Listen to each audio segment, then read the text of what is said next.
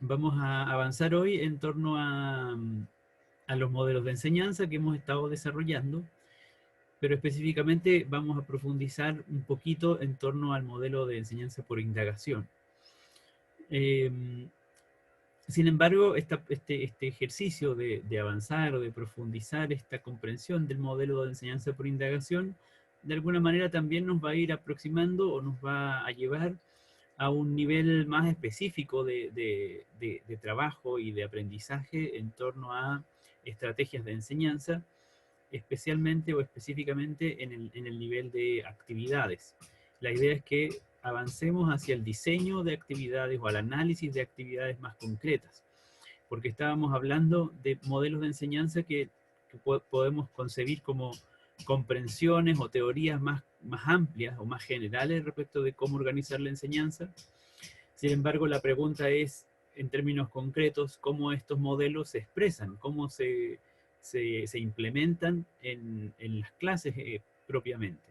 Y ese nivel en el cual ocurren las cosas en el aula es el nivel de las actividades. Y en ese sentido vamos a hacer un ejercicio, un trabajo de aproximación más específico. Y por lo tanto vamos a hablar de actividades para la indagación. Queremos hoy día, digamos, iniciar este ejercicio de pensar y de discutir algunos criterios y algunas condiciones para las actividades que realizamos en el aula, de manera que esas actividades sean coherentes o estén acorde con un modelo de enseñanza por indagación. Eso al mismo tiempo nos va a servir para mirar o para analizar distintos tipos de actividades y en ese sentido vamos a poder sopesar o evaluar la pertinencia y su valor en cuanto a recurso, ¿no? En cuanto a recurso didáctico. Por lo tanto, espero proponerles hacia el final de la sesión un ejercicio muy sencillo para analizar en términos bien generales cuatro actividades, cuatro descripciones muy breves de actividades para enseñar ciencias naturales y tratar de asociar alguna de ellas a una enseñanza indagatoria. De ahí, en la siguiente sesión, vamos a realizar un ejercicio, yo diría, más práctico, tal vez de taller en cierta forma, en el cual les voy a pedir que piensen, que imaginen una transformación de una situación didáctica para adaptarla a un enfoque indagatorio. Y ese taller o ese ejercicio de la próxima clase, que en cierta manera va a estar muy vinculado con lo que podemos hacer hoy día, va a servir como base, espero yo, para lo que luego será la evaluación de esta unidad. Así es que en ese sentido les pido harta atención y ojalá participación en torno a ese taller. Eh, entonces, lo primero que quería mencionar, o tal vez recordar en parte, porque algo de esto mencionamos en la clase anterior, tiene que ver con cómo relacionar o cómo se relaciona lo que hemos llamado modelo de indagación o enseñanza por indagación con el conocimiento pedagógico del contenido, que es nuestro eje central, digamos, la línea o la columna vertebral del curso, ¿cierto? Bueno, y al respecto, lo que habíamos señalado es que el concepto de indagación o la idea de indagación en educación científica, en educación en ciencias, adopta distintas definiciones o distintos sentidos. Por lo tanto, como concepto didáctico es importante hacer estas distinciones para que justamente luego podamos demostrar cierto dominio y por lo tanto incorporarlo también en nuestra práctica. Dijimos que el, la indagación en científica, en la educación en ciencias, uno la puede encontrar en relación con los resultados de la enseñanza o los productos de la enseñanza, es decir, como algo que esperamos que los estudiantes aprendan. Por un lado, efectivamente queremos que nuestros estudiantes aprendan a hacer indagación, aprendan indagación científica. En ese sentido, hablamos de la indagación como un producto de la enseñanza. Pero por otra parte, también dijimos la indagación se puede entender como una forma para enseñar ciencias y desde ese punto de vista refiere a un proceso de enseñanza, es decir, hablamos de enseñanza por medio de la indagación. Y en ese ámbito, entonces hablamos de la indagación escolar propiamente como una estrategia de enseñanza. Podemos hacer indagación con nuestros estudiantes o podemos hacer indagación en la clase de ciencias naturales. Y cuando hacemos eso, estamos en el campo, en la dimensión de las estrategias de enseñanza. Por lo tanto, en esta forma de concebir la indagación escolar, estamos de alguna forma complementando o desarrollando nuestro conocimiento de estrategias instruccionales, que ya sabemos que es una de las dimensiones del CPC según el modelo que hemos estado utilizando como referencia. Así es que en la medida en que aprendemos la indagación como una estrategia de enseñanza, desarrollamos nuestro CPC desde la dimensión del conocimiento de estrategias instruccionales. Pero por otra parte, en la medida en que comprendemos que la indagación también es un resultado de la enseñanza y por lo tanto tiene que ver con lo que los estudiantes comprenden respecto de cómo se hace ciencia y respecto de lo que los estudiantes desarrollan en cuanto a habilidades para hacer ciencia, entonces esta forma de comprender o de concebir la indagación refiere o corresponde al desarrollo de nuestro conocimiento curricular. Es decir, aprendemos que, o tenemos que saber más bien, que nuestros estudiantes tienen que aprender a indagar como resultado de nuestro ejercicio de enseñanza, de nuestra práctica de enseñanza. Y eso es algo que el currículo de alguna forma está prescribiendo, está señalando. Por lo tanto, esta concepción también contribuye al desarrollo de nuestro CPC, pero desde esta otra arista, desde esta otra dimensión, que es el conocimiento curricular. ¿De qué forma aparece representado en el currículo estos resultados de aprendizaje? Bueno, principalmente aparece en la forma de habilidades asociadas a la actividad científica o de desempeños asociados a la actividad científica, que están muchas veces declarados explícitamente en objetivos de aprendizaje curriculares, y también aparece en algunos, yo diría, orientaciones didácticas, ¿cierto?, respecto de qué es lo que los estudiantes tienen que aprender o qué es lo que se espera que enfaticemos durante la enseñanza de la ciencia. Así es que justamente estamos abordando el modelo de indagación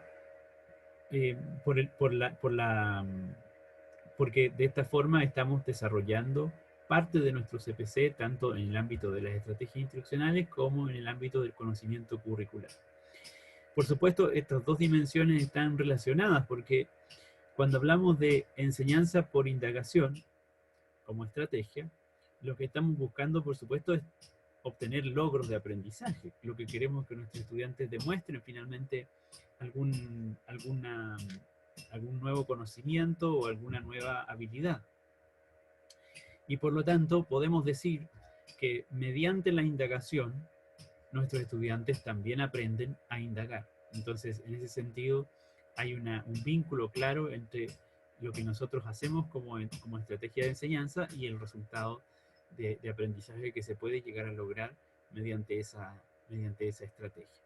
Justamente uno de los supuestos que dan origen a la indagación como estrategia de enseñanza es que se trata de un modelo alternativo a los otros dos que mencionamos antes, el modelo de transmisión y el modelo de descubrimiento.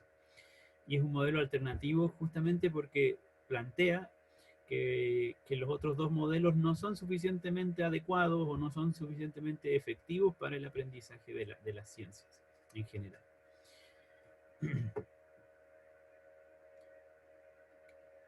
Y luego, entonces, a partir de ahí, lo que nos interesa es ir precisando con la mayor claridad posible de qué hablamos cuando hablamos de indagación.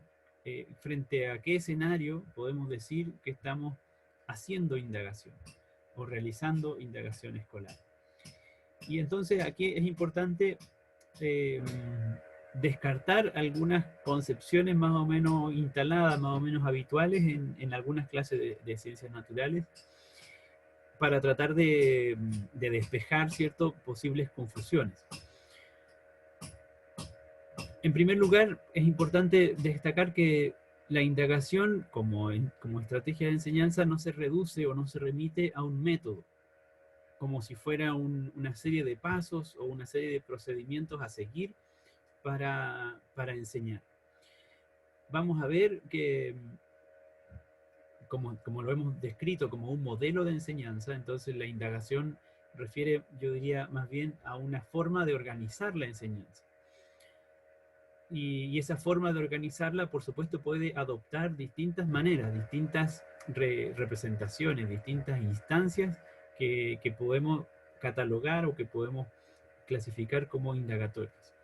Y por lo tanto no se trata de una forma de hacer que es rígida, estructurada o predefinida. En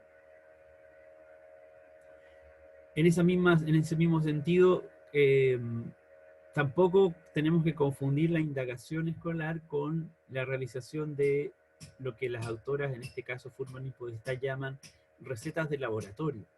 Seguramente ustedes se han fijado que en muchos textos escolares, habitualmente de ciencias naturales, se propone realizar algunas actividades prácticas, incluso algunas de ellas a veces le llaman actividad experimental o la titulan como actividad de laboratorio, y que básicamente consisten en reproducir una serie de pasos, o que los estudiantes tendrían que repetir una serie de pasos o de procedimientos. Le dicen algo así como recolecte estos materiales, entonces luego tome el primer material, júntelo con el segundo, haga una mezcla, obtenga un resultado, etc. Le dice paso a paso al estudiante qué es lo que tiene que hacer. Eso es lo que las autoras llaman recetas del laboratorio. Y lo que enfatizan es que ese tipo de actividad práctica, que está completamente delineada, completamente prescrita en alguna guía o en alguna unidad didáctica, tampoco es una oportunidad o una actividad de indagación. Por mucho que los estudiantes estén en un laboratorio o aún cuando estén haciendo una actividad práctica, por sí solo ese tipo de ejercicio no resulta indagatorio. Otro tipo de actividades que solemos utilizar y encontrar en las clases de ciencias naturales apuntan, por ejemplo, a la búsqueda de información, cuando hacemos trabajos de investigación bibliográficos, por ejemplo, que por sí solo tampoco corresponde o tampoco tenemos que confundirlo con una enseñanza basada en indagación. Y lo mismo en cuanto al manejo de instrumentos, ya sea tomar mediciones, manipular balanzas, manipular microscopios o aprender a manipular instrumentos, no implica que los estudiantes desarrollen indagación.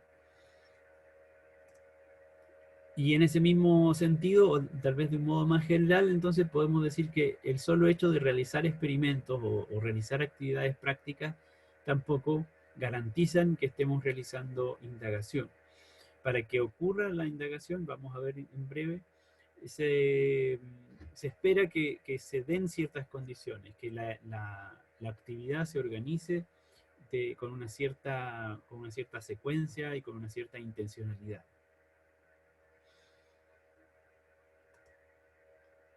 Por esta razón, entonces, varias actividades que podemos encontrar en nuestras clases de ciencias naturales, que podemos realizar también en nuestras clases de ciencias naturales, no implican o no corresponden a un ejercicio o a una enseñanza basada en indagación, como son, y habíamos mencionado, el buscar información no es propiamente indagatorio. El hecho de observar o manipular seres vivos tampoco corresponde a un ejercicio de indagación. El hacer actividades prácticas, ya sea demostrativas o descriptivas, el manejar instrumentos, el crear modelos o tecnológicos, por ejemplo, maquetas, tampoco son actividades que podamos catalogar como indagatorias.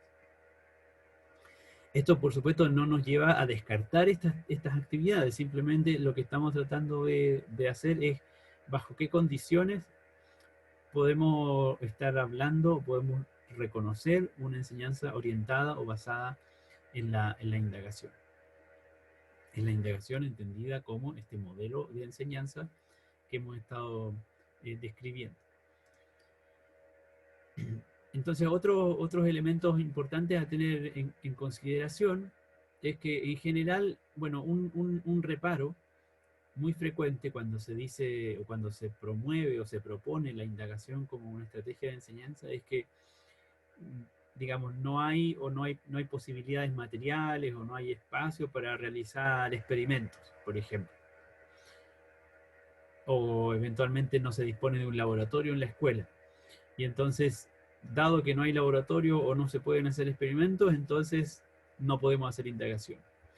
Esa es una justificación en realidad que no tiene un fundamento sólido, porque por lo menos como estamos tratando de describir la indagación siguiendo a estas autoras, Forman y Podestá, no es necesario en realidad que siempre hagamos experimentos o ni siquiera es necesario hacer experimentos o actividades prácticas en todas las clases para poder hacer indagación.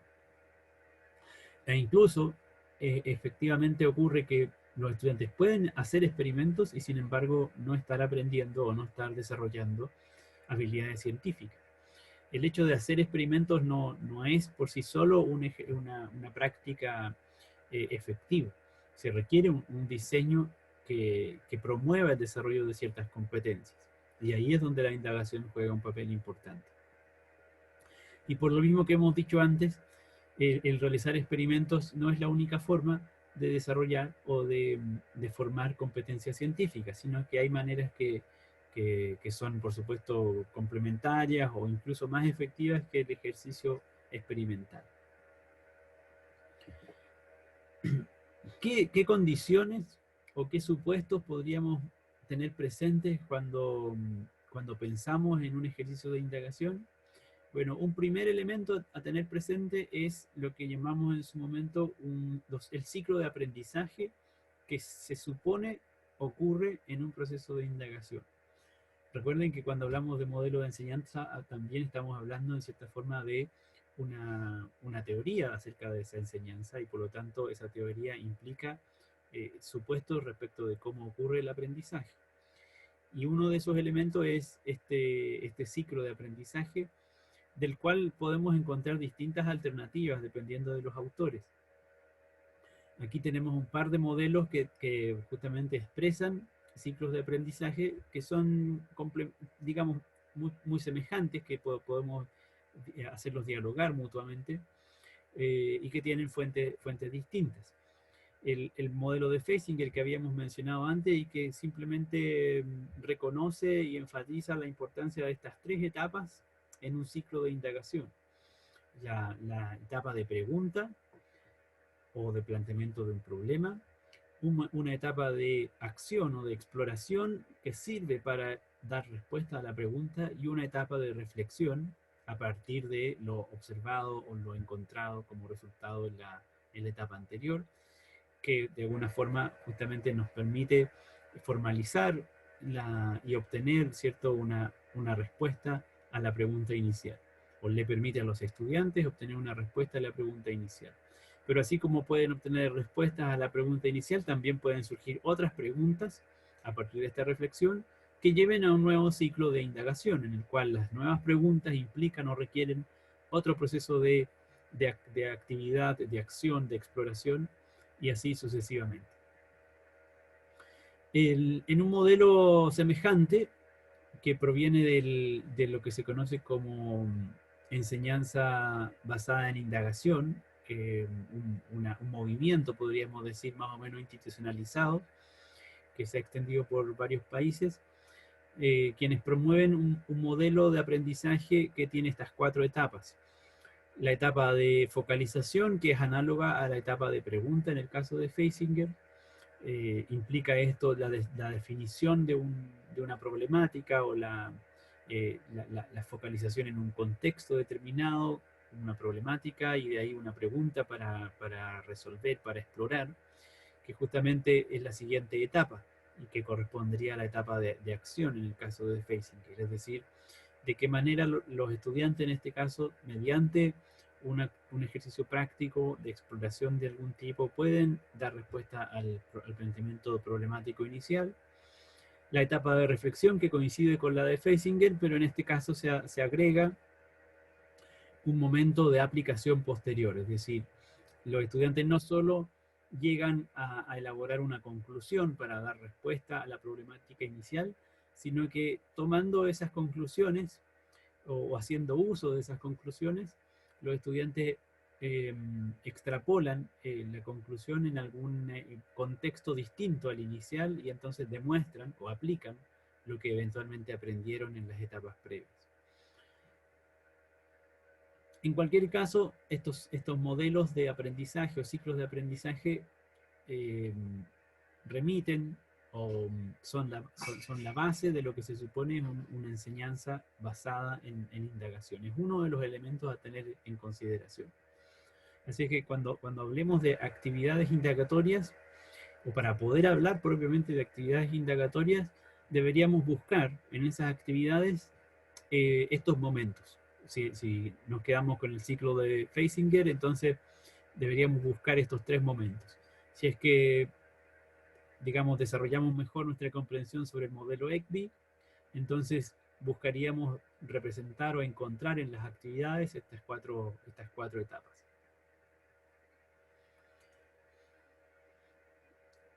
Entonces vamos a mirar de qué manera avanzar a la producción o a la generación de actividades para la indagación. Y en esto vamos a seguir en parte de nuevo a Fuhrman y Podestá, las autoras que estábamos comentando, quienes sugieren que para generar una actividad de indagación o una actividad para la indagación es esencial contar inicialmente con un planteamiento problemático. Y eso se expresa en la manera de una pregunta. Ahora, esa pregunta en general creo yo puede adoptar dos formas o dos sentidos. Fuhrman y Podestá especialmente se concentran en lo que ellas llaman una pregunta investigable.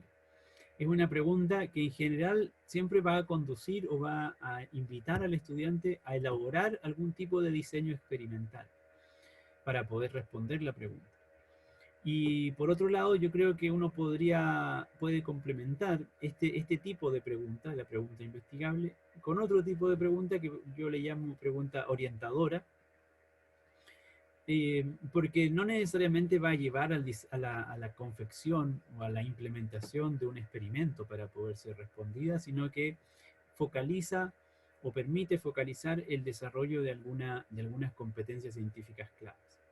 ¿Qué competencias científicas están involucradas? Por supuesto, las mismas que uno podría encontrar también a través de un diseño experimental.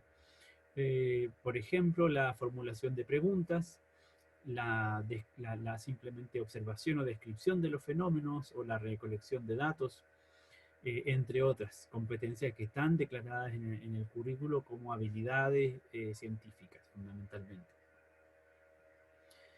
Así es que otro elemento entonces a tener en consideración cuando pensamos en enseñanza basada en indagación, junto con pensar en el ciclo de aprendizaje, pensar en el tipo de pregunta que desencadena ese proceso. Y ese tipo de pregunta podría incorporar o podría ser del tipo investigable o, según mi opinión, podría ser también una pregunta del tipo orientador.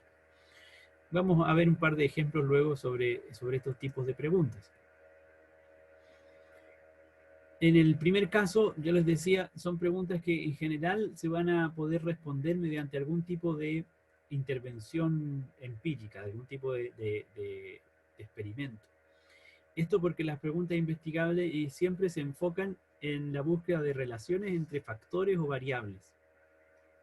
Fuhrman y Podestá sugieren que una manera de buscar la formulación de estas preguntas es haciendo planteamientos de este estilo.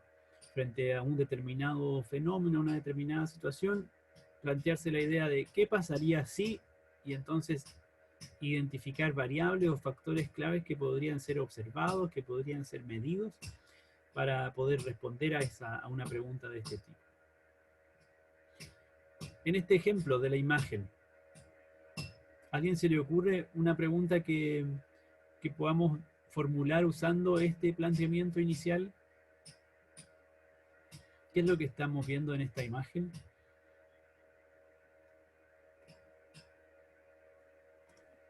La pupila. ¿De acuerdo? ¿Y qué es lo que cree que le pasa a la pupila, Catalina, en esta situación? Qué es lo que es esa cosa blanca que está a la derecha? ¿Cómo reacciona con la luz? ¿De acuerdo? ¿Cierto? Aquí hay alguien que está iluminando, ¿cierto? Con una pequeña linterna, está iluminando el ojo de una persona. Y claro, Catalina dice, puede ser que se está observando cómo reacciona la pupila de la persona cuando es iluminada, ¿cierto? Entonces, una forma a lo mejor de preguntar eso sería, ¿qué pasaría si ilumino el ojo con una linterna, por ejemplo? Eh, y luego podríamos seguir formulando otras preguntas semejantes, porque lo que ocurre cuando iluminamos directamente la pupila con una linterna es que la pupila reacciona, ¿cierto? ¿Qué es lo que le pasa a la pupila cuando es iluminada de esta manera? ¿Alguien lo ha notado?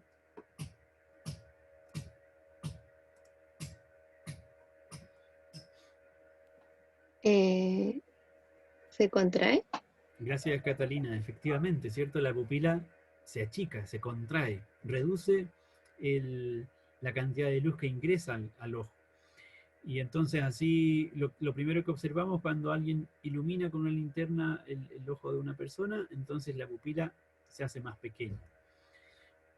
Entonces podríamos pensar, bueno, ¿y qué pasará? ¿Qué pasa si eh, ilumino el ojo derecho? ¿Qué pasará con el ojo izquierdo? ¿O qué pasa si tapo un ojo e ilumino el otro? Y haciendo ese tipo de modificaciones y de cambios, entonces lo que estamos haciendo es justamente identificar variables o factores que pueden influir en el fenómeno. ¿Qué pasa si cambio el color de la linterna?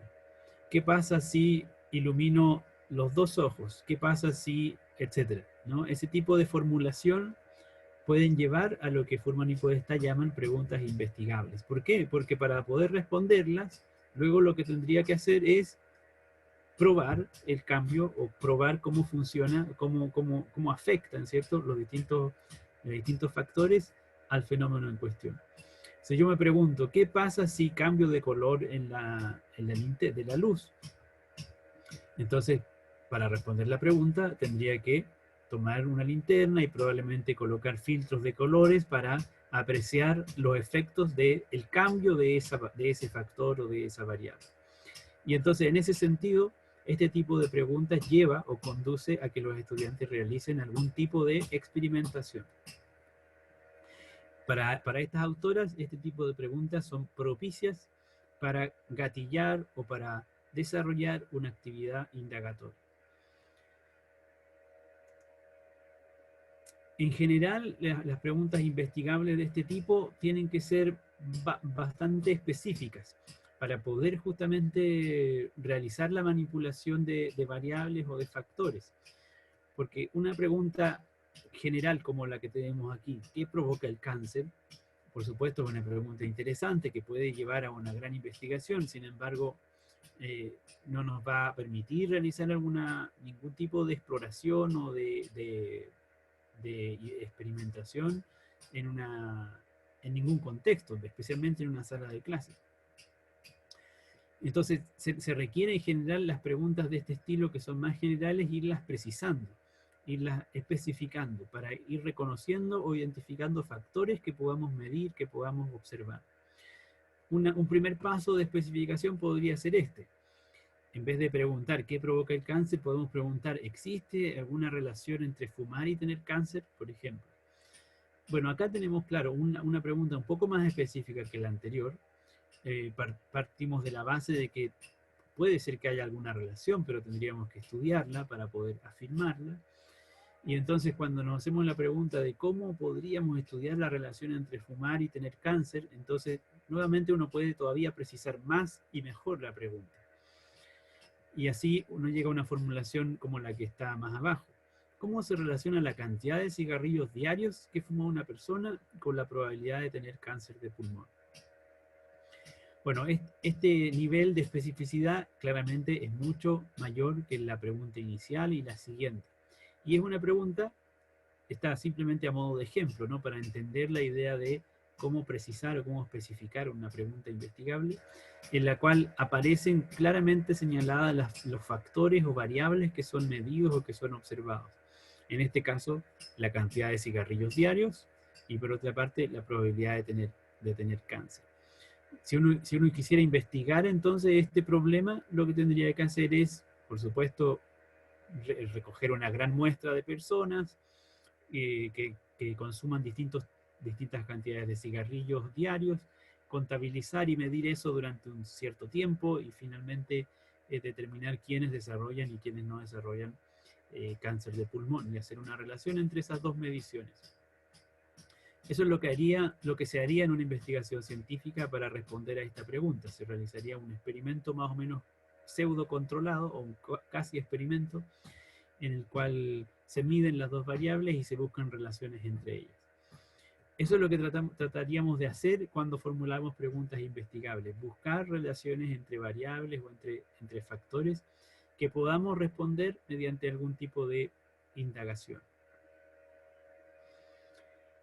Algunos ejemplos